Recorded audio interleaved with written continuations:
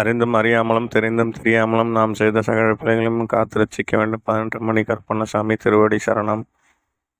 கோடான கோடி கருப்பண்ணசாமி பக்தர்களுக்கு வணக்கம். நான் உங்கள் சுகுமார் மதுரையிலேருந்து பேசுகிறேன்.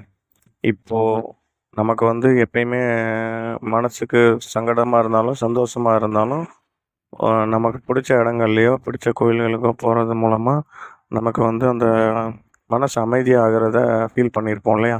அந்த மாதிரி எனக்கு ஒரு நிகழ்வு நடந்தது. அதை உங்ககிட்ட நான் பகிர்ந்துக்க விரும்பப்படுறேன்.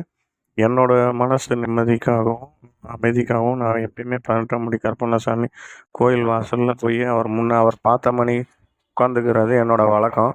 அப்படி ஒரு நாள் நாங்கள் போயிருக்கும்போது எனக்கு முன்னாடி சாமி கும்பிட வந்த ஒரு சின்ன பையனும் அவங்க அப்பாவும் சாமி இறங்குது அந்த பையனுக்கு. ஆனால் முழுமையாக இறங்கலை. விபூதி வாங்கிட்டு திரும்புகிறாங்க. எதிர்த்தாப்பில் பார்த்தீங்கன்னா ஒரு மண்டபம் இருக்கும். அது அவங்க தான் 18 படி கருப்பண்ணசாமிக்கு முதல் மரியாதை செலுத்துகிறவங்க அவங்களுக்கு தான் முதல் மரியாதை செலுத்துவாங்க. அங்கே உள்ள சாமியாடிகளும் மரளாளிகளும் உள்ளே இருக்காங்க. அதில் குருசாமி மாதிரி ஒருத்தர் இருப்பாங்க. அவங்க விபூதி எடுத்து கொடுத்துட்ருக்காங்க. சரி, நம்மளும் அந்த விபூதியை வாங்குவோம் அப்படின்னு நான் போகிறேன். எனக்கு முன்னாடி இந்த பையனும் அவங்க அப்பாவும் அங்கே போகிறாங்க. போயிட்டு விபூதி வாங்குகிறாங்க. வாங்கின அடுத்த செகண்ட் அவர் கேட்குறாரு, ஏன்ப்பா முழுமையாக அந்த பையன் மேலே இறங்க மாட்டேங்கிற அப்படின்னு கேட்டால் அடுத்த செகண்ட் விபூதி வைக்காமல் அந்த பையனுக்கு நம்மளோட கருப்பண்ணசாமி நொண்டி கருப்பண்ணசாமி கம்பீரமாக ஒரு தோரணையாக அவருக்கே உருத்தான ஒரு பாணியில் அவர் மேலே முழுமையாக இறங்குறார். இந்த காலை எடுத்து கொடுக்காம இருந்த காலை எடுத்து கொடுக்கறதுக்காக இறங்கிட்டார். இறங்கி அவருக்கு உண்டான தோரணையில் இடது காலை முன்ன மடித்து வலது காலை பின்னாடி நீட்டி அவர் கையை கீழே ஊண்டி தரையில் ஊண்டி ஒரு நான் இனிமேல் இந்த குடும்பத்தை காத்து நிற்கிறேன்டா அப்படின்னு அவர் சொன்ன அந்த தோரணை, அதை நான் விவரிக்க வார்த்தையே இல்லை. ஏன்னா அந்த மாதிரி ஒரு கம்பீரமான ஒரு அழகான தோற்றத்தில் அவர் இறங்குனது என்னோட மனசுக்கு ரொம்ப சந்தோஷமாக இருந்துச்சு.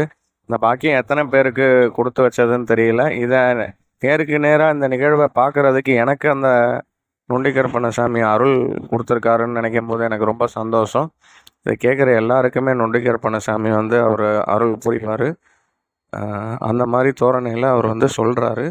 சொல்லி முடித்து அந்த பையன் எந்திரிச்சு நிற்கிறாப்புல. அவங்க அப்பாவோட கையை ஊண்டிக்கிட்டே நிற்கிறாப்புல. இன்னொரு காலை அவர்னால் தரையில் ஊண்ட முடியல. ஏன்னா நொண்டி கருப்பண்ணசாமி மலையேறினதுக்கு அப்புறமாவும் அந்த நொண்டி கருப்பண்ணசாமிக்கு உண்டான தோரணையில் அந்த காலை அவர் ஊண்ட முடியாமல் தாங்கியே நிற்கிறாப்புல. அவங்க அப்பாவை பிடிச்சிக்கிட்டு கொஞ்சம் தூரம் தாங்கியே போய் அதுக்கப்புறம் அவர் இயல்பான நடையை நடந்து போகிறாப்புல. இந்த நிகழ்வை பார்க்கும்போது என் மனசுக்கு ரொம்பவும் ஒரு ஆனந்தமாகவும் சந்தோஷமாகவும் இருந்துச்சு. சரி, எல்லாருமே கோடான கோடி கருப்பண்ணசாமி பக்தர்கள் இருக்கிறீங்க. நீங்கள் என்னோட அவரோட பெருமையை பேசணுன்றது தான் என்னுடைய சந்தோஷமே, வேறு எதுவுமே கிடையாது. ஏன்னா எனக்கு நிறைய நிகழ்வுகள் எனக்கு நடத்தியிருக்காரு. நான் கஷ்டப்படுற சமயங்களில் நான் ஒவ்வொரு நிகழ்வாக இதில் பதிவிடுறேன். நீங்களும் பாருங்கள். உங்கள் எல்லாருக்குமே கருப்பண்ணசாமியோட ஆசி கிடைக்கட்டும். யாருக்கெல்லாம் முடியுதோ அவங்கவுங்க கருப்பண்ணசாமி கோயில்களுக்கு போய் வழிபடுங்க. கூப்பிட்ட உடனே வர்ற தெய்வம் ஒரே தெய்வம். நீங்கள் ஒரு படி இறங்கி அவர் மேலே அன்பு வச்சிங்கன்னா அவர் 100 படி இறங்கி உங்கள் மேலே அன்பு வைப்பார். அவரோட அன்பை அவங்கள உண்மையாக கும்பிட்றவங்களுக்கு மட்டும்தான் அதை பற்றி தெரியும். கேட்ட அனைத்து நண்பர்களுக்கும் பக்தர்களுக்கும் நன்றி. இது போல் மேலும் நிறையா நிகழ்வுகள், எனக்கு உண்மையான நிகழ்வுகள் நடந்திருக்கு. உங்களுக்கு ஏதாவது நடந்திருந்தால் நீங்கள் கமெண்ட்டில் சொல்லுங்கள்.